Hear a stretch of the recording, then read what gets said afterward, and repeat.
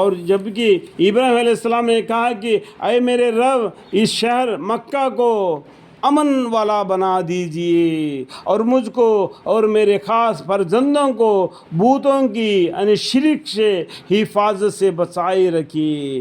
اے میرے پروردگار ان بتوں نے بہتر آدمیوں کو گمراہ کر دیا، شرک میں بہت سے لوگ پھنس گئے۔ پھر جو شخص میری راہ پر چلے، جو ابراہیم علیہ السلام کے راہ کون سا ہے؟ انی وجہت وجہی الذی فطر السماوات والارض حنیفا وما انا من المشرکین، ایک توحید کے طرف چلے۔ پھر جو شخص میری راہ پر چلے گا وہ تو میرا ہے ہی، اور جو شخص اس باب میں میرا کہنا نہ مانے سو آپ تو قصیر مغفرت اور قصیر الرحمت ہے۔ جو آدمی ناشکری کرتا ہے، شرک کرتا ہے، اللہ تعالیٰ کی مغفرت ہے، اللہ تعالیٰ کی رحمت ہے۔ اللہ تعالیٰ معاف بھی کر سکتا ہے، رحمت بھی کر سکتا ہے، اللہ کی مرضی ہے۔ ابراہیم علیہ السلام نے دعا مانگی، اے ہمارے رب میں اپنے اولاد کو آپ کے معظم گھر کے قریب یعنی مکہ کے قریب میں، مکہ کے قریب کا ہے اور پورا ریتیلی زمین ہے، بالکل رزق اتنا نہیں اگتا جتنا باقی جگہوں پر رکتا ہے، تو ایسے جگہ اس ٹائم پر تھی۔ اے ہمارے رب میں اپنے اولاد کو آپ کے معظم گھر کے قریب میں ایک کف دست میدان میں جو زراعت کے قابل نہیں، دیکھو زراعت کے قابل نہیں، وہاں پر رکھ دیا، آباد کرتا ہوں اے ہمارے رب، تاکہ وہ لوگ نماز کی اعتماد رکھے۔ دیکھو ریتیلی زمین میں کیا ہے، کمانے کے لیے بھی کچھ بھی نہیں ہے، کھیتی باڑی بھی نہیں، تھوڑا سا رزق مل جاتا ہے اور آپ کی یاد میں لگ جائے، نماز کی پابندی رکھے، اعتماد رکھے، تو آپ کچھ لوگوں کے قلوب ان کے طرف مائل کر دیجئے، ان کو دلوں کے اندر میں ایمان بھر دو یا اللہ، ان کے دلوں میں ایمان بھر دو، وہ آپ کی طرف آ جائے، دین اسلام کے طرف آ جائے، ایک توحید کے طرف آ جائے، اور ان کو محض اپنی قدرت سے پھل کھانے کو دیجئے، آپ کی رحمت سے، آپ کے فضل و کرم سے اس ریتیلی میدان میں بھی ان کو کھانے کے لیے پھل دیجئے، تاکہ وہ کھا کر آپ کی شکر گزاری کرے اور نعمتوں کو، آپ کی نعمتوں کی شکر گزاری کرے، تاکہ لوگ ان نعمتوں کو شکر کرے۔ جو آدمی شکر کرتا ہے اپنی ذاتی نفع کے لیے شکر کرتا ہے، جو آدمی ناشکری کرتا ہے اللہ تعالیٰ تو بے نیاز ہے، سروا کسی کے حاجت مند نہیں۔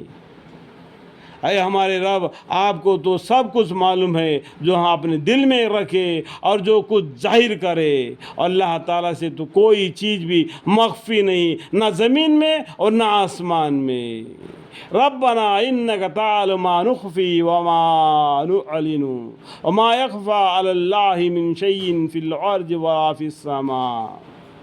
تمام حمد و ثنا خدا کے لیے سزاوار ہے۔ کس کے لیے؟ خدا کے لیے، یہ شرکوں کے لیے نہیں ہے۔ یہ شرک جو بناتے ہیں نا، اپنے من مانی سے اپنے گھٹت بناتے ہیں، اپنے داد پرداداؤں کو دیکھ کے۔ ان لوگوں کو سوچنا چاہیے، دیکھنا چاہیے پیغمبروں کا طور طریقوں کو۔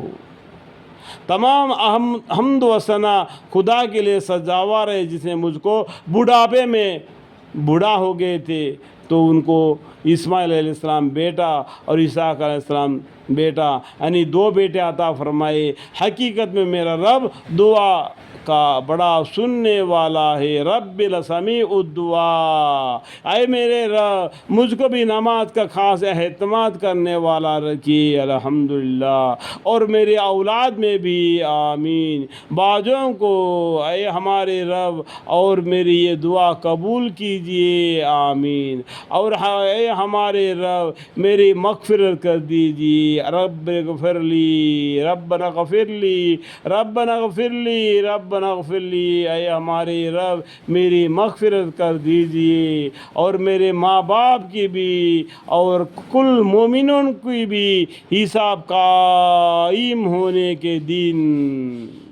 ربنا اغفر لی ولوالدی وللمؤمنین یوم یقوم الحساب۔